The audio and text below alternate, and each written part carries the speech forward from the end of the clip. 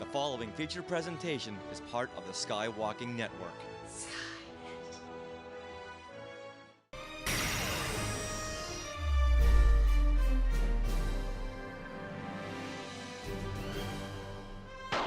Hello, citizens, and welcome back to Collectopolis. Thank you for joining us on another adventure in the world of collecting. I'm Kevin. And I'm Ernie. And before we get started on our amazing new episode, I just want to say thank you to everybody for watching our first debut episode. Thank you so much also for sharing all your comments about what you think about the show. In just a few minutes, we're going to take you inside the world of Fez-O-Rama to learn everything you need to know about Fezzes, because Fezzes are cool. Hello, everybody, and welcome to Collect-Opolis, your destination for all things collectible. Today, we are here at Fez-O-Rama HQ to interview Jason and Maya Rodgers. Hey, Ernie, do you like this Fez? Because no? It's a little purple. Hold on. Let's go with something else. How about this?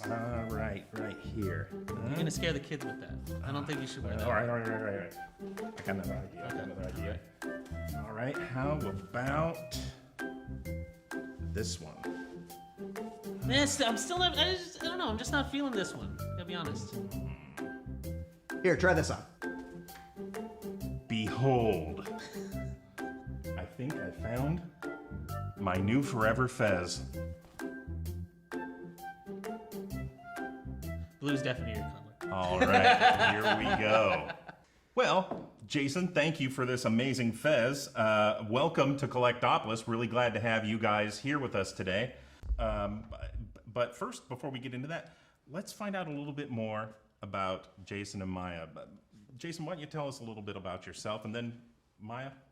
Well, basically, our making Fezzes as a profession started out as a running gag. Yes. That just sort of got carried away and never ended. So we're past 20 years of making these Fezzes. Originally, we were just making them for friends. So that's where the running joke came from. And we were just making them for other artists, our friends. We'd get together, we'd dress up, go to dinner wearing Fezzes, matching Fezzes, and we formed our own little, cult. And that's what it started out as. Very quickly, people would ask, where did you get that hat? Do you sell them? Are we a band? Are we a band? Yes, that was probably the most popular question.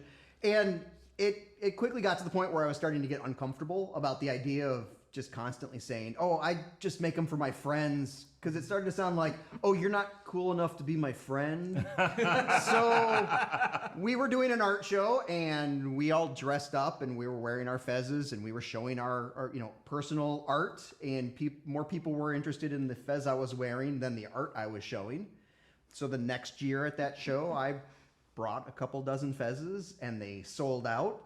And the next year at that show, I bought more Fezzes, and then kind of went, oh, maybe we should make this a little bit more legitimate and make Fezzes year-round. My idea was I'd make a bunch of Fezzes, do this art show, and then make a website and sell off whatever didn't sell at the art show on the internet. Right. And that way I could bring new stuff every year to this art show. Not really thinking that the internet is exposed to other people. And very quickly I realized that, we had to be making Fezzes for the website too. That, that kind of happens all the time. Did you forget what the internet was? Because it was very early in the internet.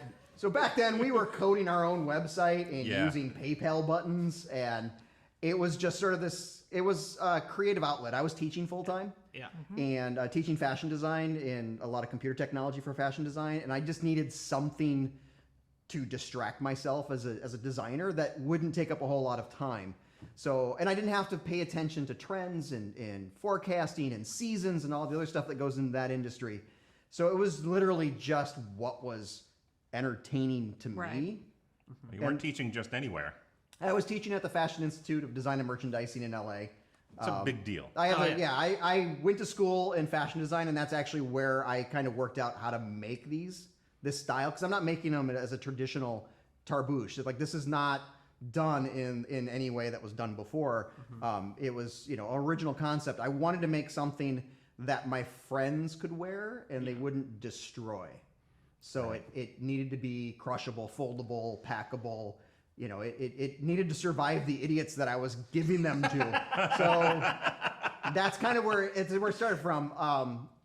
The deeper part of that story is I made the first ones when I was recovering from cancer treatments, and I had spent a lot of time wearing hats and thinking of, keeping my head warm, trying to be comfortable. I knew I didn't want to wear a baseball cap. I didn't want anything with a brim on it. I, needed something that I could wear while I was slouching on the couch. Something more fun than just a knit cap. So that's actually where Maya bought me fabric, and that Christmas I made my friends Fezzes. I think it was 8 people. Yeah, there were. Yeah, I think the very first batch was 8 Fezzes. Yeah. Wow. And at that time, I was teaching myself while going through treatments. I was teaching myself embroidery software, and that's where it started as. That's where the running joke, kicked off. And Maya, a little bit of your background. I am an artist. I'm a painter, but I was a stage manager for 25 years, so a lot of years in theater. Found out that the theater world is about this big, and everybody knows everybody, or you'll meet everybody at some point. Right. Which is very true. Right. But I was still doing shows when Jason started doing Fez-O-Rama, and I was doing like a lot of hand sewing and finishing sewing stuff to help.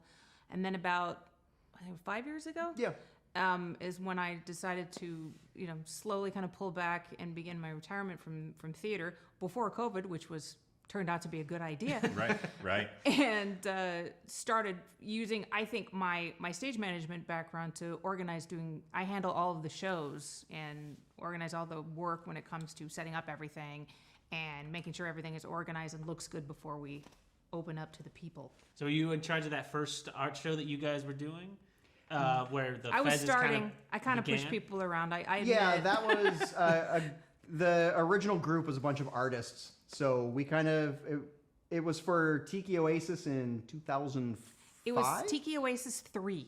Three. what it was. We went No, to 4. 3. 4 was the Four first was the year first we one. vended. 3 So went at to. Tiki Oasis, which was a Tiki event, it was in Palm Springs at the time, and a group of us decided that we were going to go. And of course, the first decision we made was what the booth should look like. Of course. Before we figured out what we were going to sell.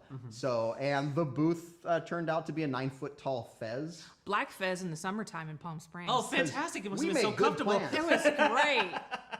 All made out of conduit, hand bent conduit and fabric. I still have the 12-foot tassel in storage Yeah. someplace. It was something to behold. Yeah. So we being theater and artists, we were much more interested in that is the creative expression. It was all about the barking to people and getting Yeah. just creating characters to annoy people, which was so much fun to do. It was all a bunch of creative artists running around, selling fezzes and artwork. That sounds fantastic. I love that. I gotta ask though. Like these, I'm taking a look at these Fezzes for the first time. Like this is my first time here. Kevin's obviously been around quite a while. The quality on these things is insane.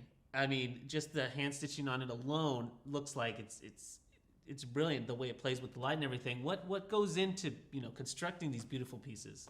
Well, like I said, I taught fashion design. I have a background in fashion design. So I kind of approached it as though I needed to apply a lot of that tailoring techniques, but also thinking about manufacturing. So, there's a lot of decisions that I made in the early years thinking like if this was going to be a manufactured product, I'd have to consider how the industry makes things. We still make it all ourselves. So it's a little too specialized, and we're not big enough to be able to set up our own sewing factory. So it's one of those things where a lot of it kind of is just a personal passion to try to bring as much quality as I can. But that's honestly how you keep so much control and how Yeah. these products Yeah. come out so good. Yeah, I'm one of those artists that I get really frustrated when I have to work with industry standards.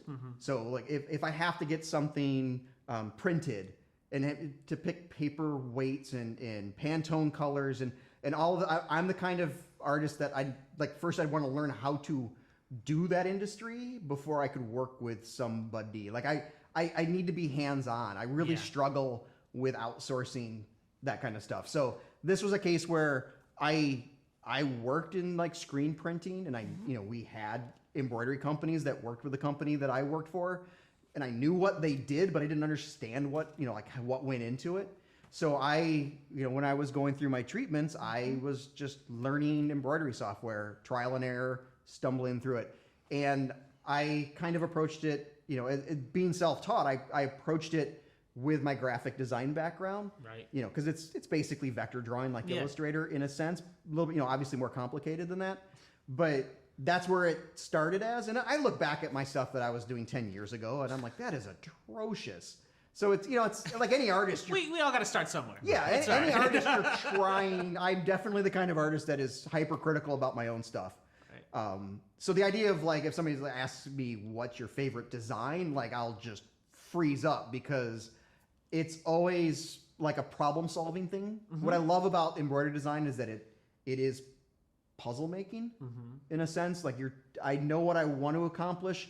I know what I'm starting from. I don't know how I'm going to get there. Right. And it is a long process of discovery. I try something and see if it works, and I test it, and it doesn't work, and then I go back and I'll throw out the design like it doesn't work at all, and I have to start over again or try something else.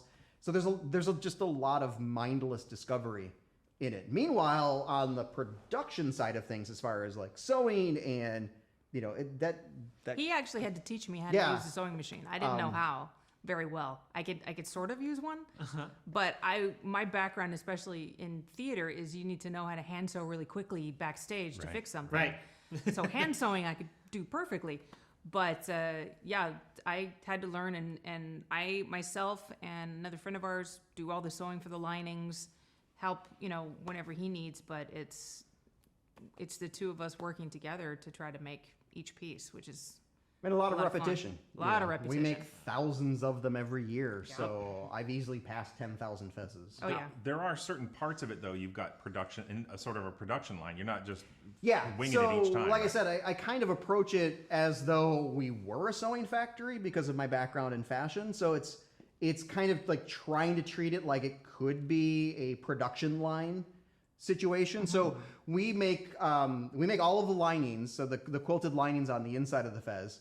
And Maya is basically focuses on all of that, so I don't have to deal with the linings, and she'll just do them because a size large lining fits in any color velvet, any design, so we can just have those being made constantly, and kind of stockpile them in a closet, so that when we're producing a design, we can pull all of the larges, the extra larges, the double X's, whatever we need. So there's this constant flow of always doing it. So she's always fresh on sewing linings because it's happening. Unless we get a huge order and empty out in August was a bit of we got sidetracked a little bit, and we kind of had a really big sale this month and gutted our supplies. So now we're in recovery mode of just trying to dig ourselves back out of 2 weeks of constant sewing. Speaking of like the big sales, so some designs speak more to others, but what are some of the standouts? Like, what are some of the ones that you either have like a really great story of, or something that is just famous? I've done a couple of collaborations, and we've done a couple like special request stuff. One of my favorites that I've done is I've done like 4 or 5 designs with Mike Mignola, with Hellboy. Which there's the great story about that was we were at San Diego Comic-Con many years ago. Helping a friend. So an artist friend of ours, Derek Yaniger, was going to he's flying out, he's doing San Diego. He needed someone to help load in. So we helped him load in, and he's like, here's passes. We'll see you when we load out. Like, you got a weekend. Exhibitor Go nuts. Yeah. So we had a great time. It had been years since I'd been to Comic-Con. And walking the floor, I'm like, oh my God, there's Mike Mignola there. And then I'm thinking, why isn't there like this massive line of people? Not one person in line. Are you serious? Not one. For Mike Mignola, right? And of course, it changes throughout the day. It's just as I'm there, he's like 3 tables down from Derek. And I'm like, oh my God. I would love to do an Emperor Zombie Fez. Like, that is one thing that I love the character. I've always wanted to do it. And I awkwardly walked up, and I'm like, hi, I don't know if you'd be interested in this kind of thing, but I make these hats, And I'd really like to do. I almost wearing a Fez. I'd really like to do an Emperor's Eye. So I'm just awkwardly talking to Mike Mignola. Meanwhile, Maya's talking to his wife. I'm talking to his wife, and we're planning stuff already. Yeah. So after like 3-4 months after that, I'm like, I'm not gonna. He's like, contact me, whatever. And the whole time I'm thinking, I'm not gonna bother him. It's just a nuisance. Like I won't bother him. Meanwhile, Maya's been talking to Christine the whole time, and it's like, so yeah, whatever happened to that Hellboy Fez you were gonna do? Okay. So I did the Emperor Zombie. Showed it to Mike. He loved it. And then after that, I'm like, I have an idea for another one, and I picked an obscure character that was like on a cover.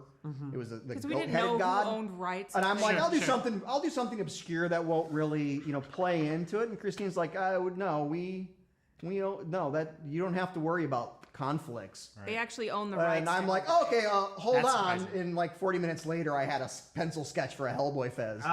So for people at home that don't know, give a quick Mike Mignola breakdown.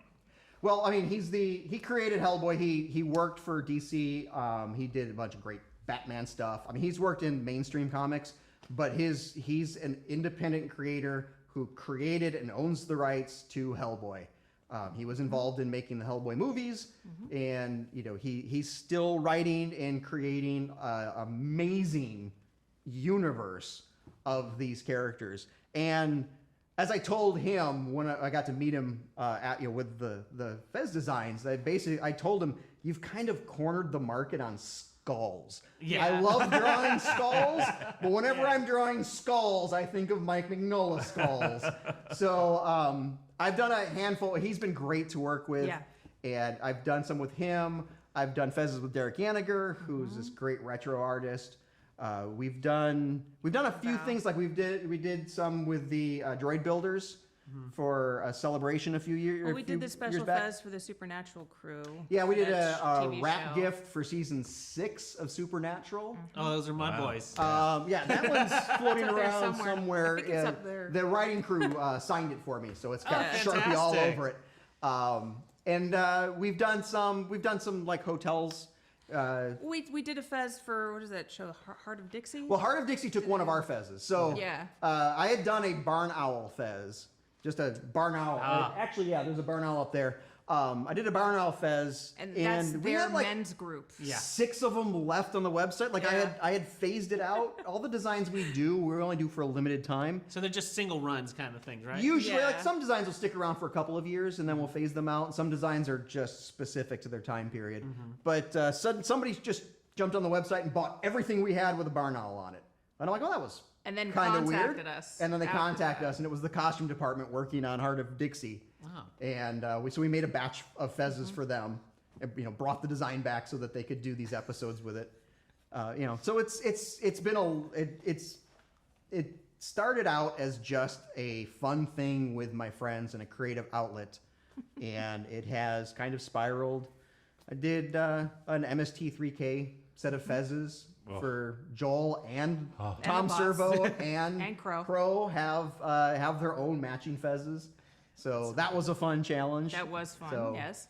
You got it's a plethora of Fezzes that you have around here. I gotta ask though, I'm not recognizing every single thing you have up here because there's a lot of things that they look and almost feel like they're a little obscure in some of them. What is your favorite one that has like an Easter egg for you?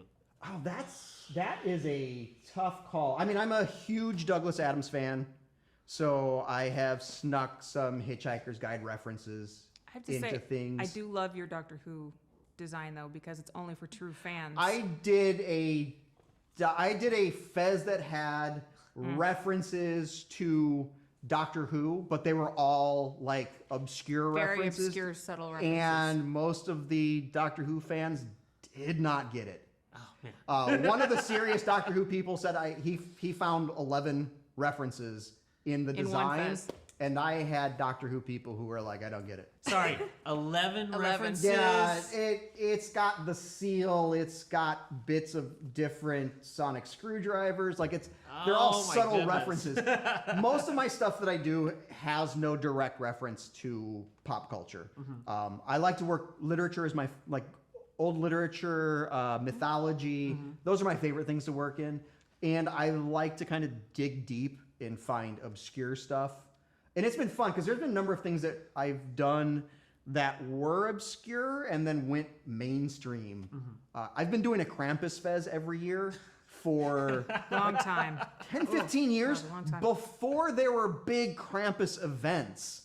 And it was just like, that was obscure. It was kind of an obscure, like, one-off thing that, people didn't know about at the time. Like, I'd have to tell the story, and now it's totally mainstream. We've done ones. We had one on the website that I really loved. It was the Code Monkey Fez. It was a Fez for coders, and it was a monkey with the big glasses, very nerdy-looking monkey. And in his glasses, I had the reflection of it was a URL in binary written in his glasses that would have gotten you a free Fez on our website. Are you serious? That is so obscure. Nobody cracked the code. Okay, but did you even hint at anything about it, or you just No, it left was just it in? zeros and ones across. Is a number of people. I believe Kevin actually got pretty close because he could figure out that it was something. Right. But he didn't take into account that it was a reflection from his glasses that you so needed it's to reverse, yeah. flip the image because Gobbledygook. I didn't- his glasses aren't the LEDs. You got to step up, Kevin. Yeah. So we've done that. I've messed around. I remember I did a QR code as an embroidery, and again that was one of those things. It was before that iPhones were even scanning QR codes. A bit of a tech nerd, so it was like something to play with. And I've done a couple. I did a charity one where I had that QR code. Like I would do a custom QR code Fez for whoever won this auction, and program it to whatever URL they wanted to send it to. Oh, okay. I thought I was going to go to like a Rick Astley video or something like that. No, unfortunately, this was before Rick rolling was really a thing. I could have gotten into Why that. weren't you ahead of that curve? Yeah, I know. See, I'm old enough to remember Rick rolling when it was a fax machine. I'm old enough to remember when Rick Astley was just an artist. Yeah. There you go.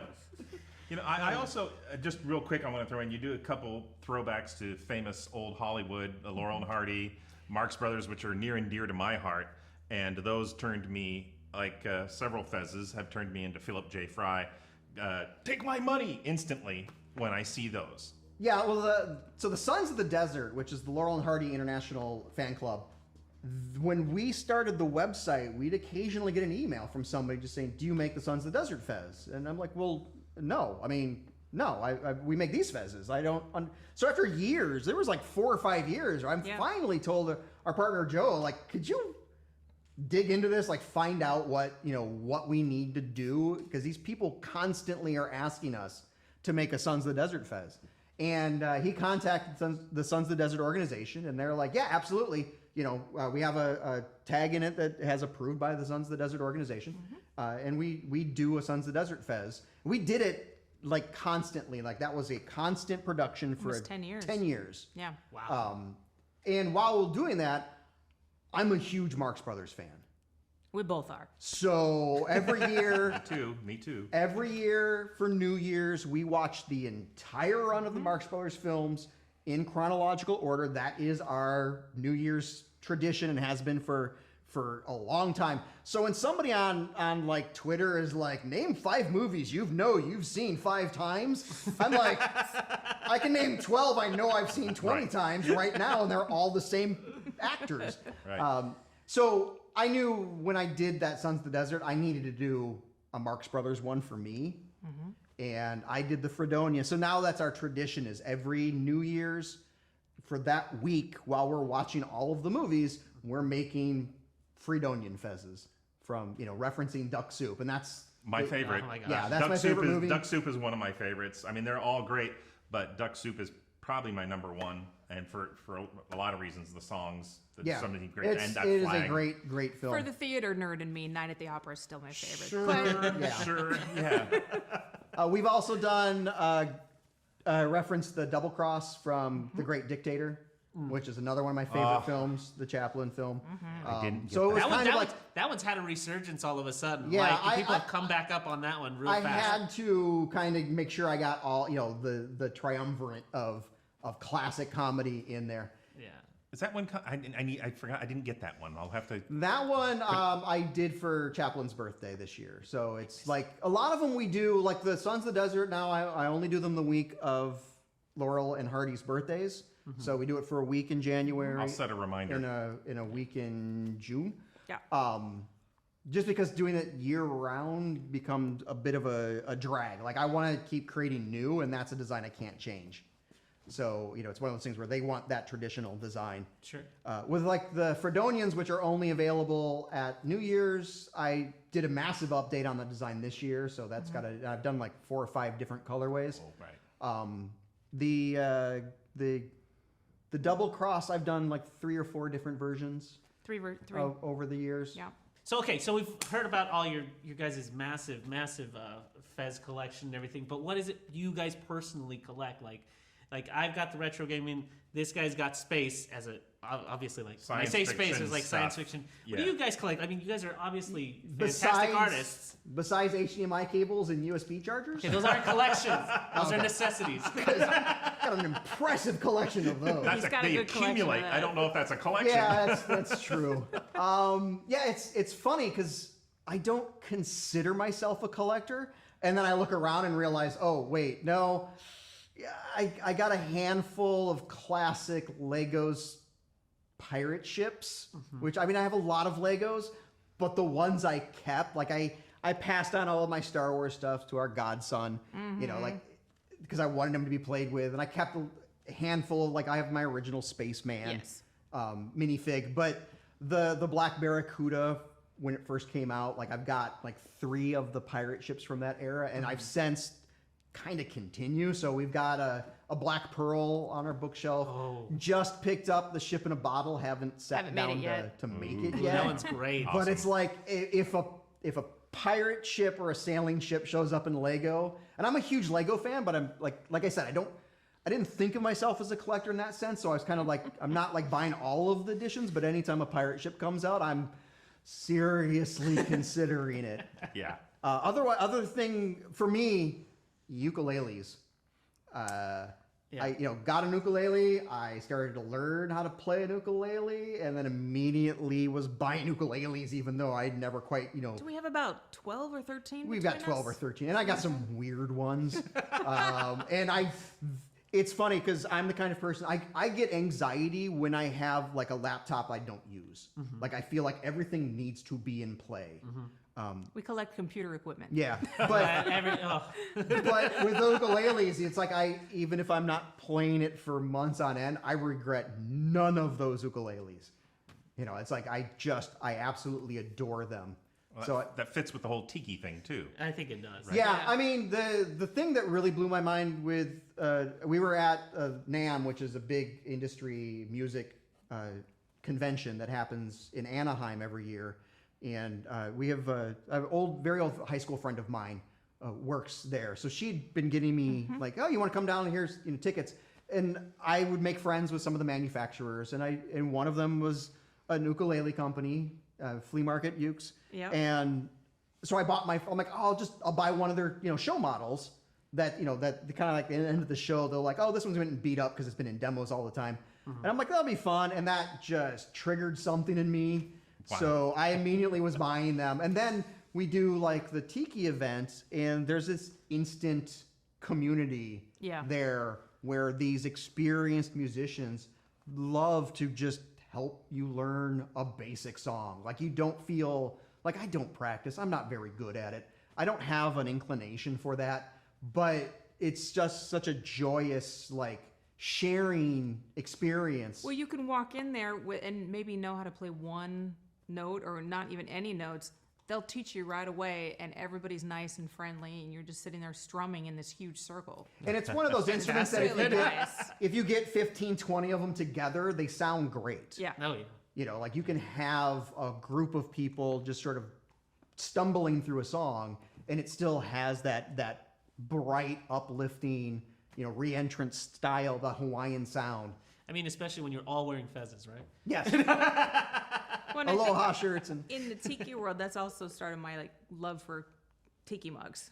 Yes. We do have an impressive collection of tiki mugs, even though I counted. We have 117. Yeah, and that's wait. we never intended again. It's a thing. Never intended to collect them, but we have so many. Like we'll do an event, there'll be an event mug, or we have a lot of friends who are tiki artists who make mugs, and we have some really we have a number of one of a kind from the artist, really rare I ones. have one from Gecko that he gave me just because I gave him water and sunscreen when he had helped him at a show. Yeah, he gave. Well, So this one's is a shared collection, right? It's the Tiki mugs. Yeah, It's well, like both of us. we commissioned. We worked with him and did a commissioned mug for our group, and then he made a custom one for Maya. That is probably worth a pretty. I mean, it's a one-off. In this custom style that he does, there's a lot of secondary market. Dealing with on eBay with his stuff. Gecko is a Hawaiian artist who does a lot of That'll go in my will. tiki and stuff. Yeah, a brilliant artist. So we know a number of artists. So we love trading. We love collecting their work. Oh yeah. And that gets gets carried away pretty does. quick. It does. I fell in love with that like Hawaiian tiki stuff when I watched Lilo and Stitch. Like Chris Sanders, especially like his version of like Hawaii and everything always got me into that like tiki mask kind of thing because I saw a couple of them with like the masks and everything. So I love that art style. It looks great. And we actually visited that town. We did. We actually went to the actual town. It was. It's in Kauai. It's a really neat experience. Hanapepe? Yeah. Hanapepe. That's one of those things. There's an energy to it that I really enjoy. There's this, the aloha spirit. It's amazing how real that is. It all seems to fit together. The tiki mugs, the ukuleles, and the fezzes. It all seems to kind of just go together. Yeah, it's definitely escapism. Yeah. That's the key thing is that it is a fantasy escapism, a thing that just trying to brighten your life is such a worthwhile endeavor. You know what? It's why I collect retro games. I think I tell everybody every single time. I'm like, I'm trying to buy back my childhood, honestly. I think that's what it is. It's like you get to a certain point. I mean, I have a mini collection of rare snow globes that are difficult to find. And it's something that I always wanted as a kid. I never could afford. I never wanted. And then Jason started, he found stuff for me. My mom found stuff for me. And I just look and go, it's my snow globe. I just get so happy. But it's weird things like solid metal snow globe for 20,000 Leagues Under the Sea. And I have rare snow globes from Nightmare Before Christmas and Disney, Disney villain stuff, the things that I collected that I've had people contact me saying, oh, have you seen this? And their snow globes now are nothing compared to what they were 20 years ago. No, they're not. My son started falling off with snow globes because they signal the beginning of Christmas. And because of he's never seen snow, he's never experienced it yet, but I can tell already it's going to be a thing for him. They bring a lot of joy to people when it comes to the construction of them. You know what I mean? I look at them as art as well. Totally. Especially when I first started, the ones that I have that I really like, you can see the carving and the work that the people did to make the molds and put everything together. And sometimes you can see early ones now, and it just looks like it's casting and but it's also a window into something. It's another form of that escapism where it's a portal to kind of take you someplace. It's weird because that's what I see with your guys' Fezzes. Because honestly, looking around the warehouse and looking at your Fezzes, it's almost like these Fezzes are little portals into your design brains. or your creative world here. You know what I mean? Yeah, that's one of the reasons why I think that I get so obscure with my designs is that I want to connect with many people. I don't want to be just doing the average or the mainstream thing. I'm constantly thinking about who isn't being represented, who isn't getting a connection. And I want to make something I'm okay making something that only 13 people appreciate. Absolutely. And that if it means something to them, I want to try to find that connective thread. It honestly goes through with your work too, because the quality on these things is just a little love letter to whoever you're selling them to, because they're truly works of art. Thank you. Thank you. Jason, Maya, thank you so much for being on our show. This has been a really wonderful treat to be here in the Fezzo HQ. It's just amazing. Being a collector myself and friends of yours, this has been great. Thank you. Yes, and as a person this is their first time experiencing the warehouse, the HQ, it's an amazing place, and thank you guys so much for allowing us to come down and interview you. Hey, well, now we've been fortunate enough to have Jason take us on a little bit of a tour of the Fezzo HQ and show us kind of some of the stuff he's got around here and what he uses to do what he does. So yeah, this is basically our like congestion of sewing machines. I have a habit of buying vintage sewing machines, so I guess that's another collection I've started. That's collecting. We set in the eyelets and vents with the hardware here. All of the hand cutting will happen on this table. So this is kind of like the core of production. One of the things that I've done is I've done a half-scale Fez that I created. These were originally created. For years, I'd get asked, do you make Fezzes for babies or do you make Fezzes for my dog? And I'm like, no, I'm not making a Fez for your dog. Then Joel from Mystery Science Theater 3000 contacted me and said, would you make Fezzes for the bots? Oh. And I'm like, yes, I will make Fezzes for puppets. So I figured out how to make a miniature Fez. And I've been doing these, so I do these every once in a while with my Patreon. And I realized I didn't have a way to display them. Right. Just having them sitting on the table. So I started messing around with 3D printing and making like 3D printable stands. They were designed to be little tassel caps on the half-inch that fits at the top of the knot on the tassel. And I just scaled them up and then just stress test my 3D printer with them.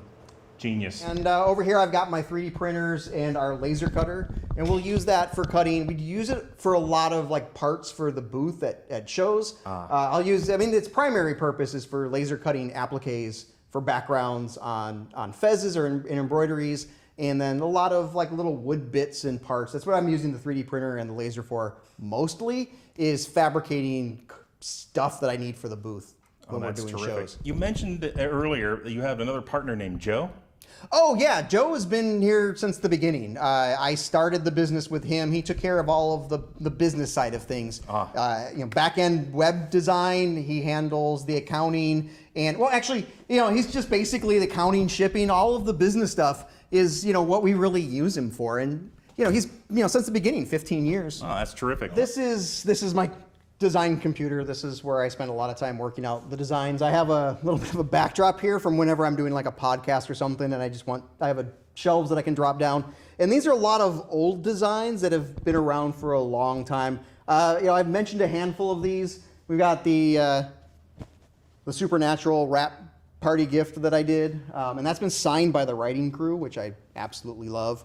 Rob, there's a number of well-known writers that have worked on this show that I'm a huge fan of, so it was really exciting to work with those guys. I got one with the Twit podcast network that I've done a bunch of stuff with. So, this is kind of part of the storage that I have. So, I'm constantly, and behind there's a pile of ones that I've made. I really, really like this XP pen monitor that I've been working with, and that takes all the carpal tunnel damage out of the process. So I can just do all the design with a pen. And I can sit there and lean in and be up close and personal with my screen. These are the 10-color embroidery machines that I use. So this is the one that I'm doing all my thread testing on. That one's directly plugged into the computer. All the other ones, it's a sneaker net with a USB drive. So that's where I'll do a lot of my design work. But if I create a design that has more than 6 colors, these are the 2 machines that have to do the production for them.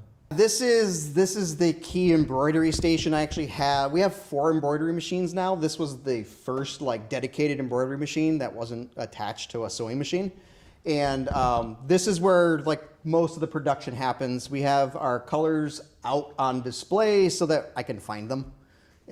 Working with color, it's a constant challenge to kind of figure out what works together. So I can have an idea of what I want it to look like, but until it's embroidered on the fabric, I can't really tell which shade of gold is going to look gold. So this is just a small 6-color machine. Like I said, this was our first one. It's been around for decades, and it's long in the tooth, and it has some quirks to it, but we're kind of emotionally attached to it. We have an old beater that we picked up used that will kind of fill in when one's going into the shop to get repaired. Right. And then I have a couple of 10-color machines so they can handle more colors over by my computer that I use for initial thread tests. and any design that requires more than 10 colors, more than 6 colors, obviously. So this is the Accursed Hedron. We just launched this one. We normally would be at Gen Con, preparing for Gen Con every year. We're not gonna be able to be at Gen Con this year, but we are still doing our limited edition run for Gen Con. So this is a fairly complex design. I kind of got carried away with this. So this maxes out how many colors I can use. It's not the longest embroidery, but this one takes about 85 to 90 minutes just to run this embroidery. Right. And obviously to run multiple thread tests, that kind of gets tedious. So what I tend to do on these is if I'm trying to figure out what colors I can use, I'll just kind of delete a bunch of sections so I just get what I need. And it might look good in my head, it might look good on the computer screen, and then I bring it into the real world and it's just way off. So like this, the yellows are just ridiculous. So, it took a while to get it dialed into the color. There's like, I don't know, 8 or 9 attempts on this one before I get it to a color I'm happy with. Look at that. That turned out beautiful. Yes. Thanks. Well, that was a lot of fun, and I really enjoyed meeting Jason and Maya, and I think Joe was somewhere back there. Somewhere lurking about. Yes, a huge thanks to Fez-O-Rama for allowing us to visit today. And hey, Ernie, what do you think about the new Collectopolis Fez? I mean, I already told you, but blue is definitely more your color. I mean, I like the green, but definitely the blue came out better. I'm thinking of getting the chapeau. Oh yeah, right here. Yep, very Pan Am. At flight attendant style right there. A I think that'll work for me. It's and you need a kilt to go with it there. Like that. I think you can rock the kilt more than I can. I'll definitely consider it. I'll consider it. When you have the chapeau and a kilt, it's a killer combo. Thanks again to everyone for joining us on this episode. And remember, we're always looking for more listeners who enjoy the world of collecting. So please help share the show and visit us on our Facebook group page. Like and tell your friends. We would love to hear your feedback over there. What did you guys think of Fez-O-Rama? Let us know in the comments below. Are you thinking of getting a Fez of your own? All the information for Fez-O-Rama is in the description below. We are part of the Skywalking Network, Skynet, where you can also find other great shows like classic Marvel Star Wars comics, The Neverland Clubhouse, Resilience Squadron, Star Warsologies, Talking Apes, the Max Effects Podcast, Totally Tell Me Everything, and the flagship show Skywalking Through Neverland. And look for the new Skywalking Network YouTube show, Today in Star Wars History, your daily Star Wars history lesson. Until next time, I'm Kevin. And I'm Ernie. See you next time here in Collectopolis.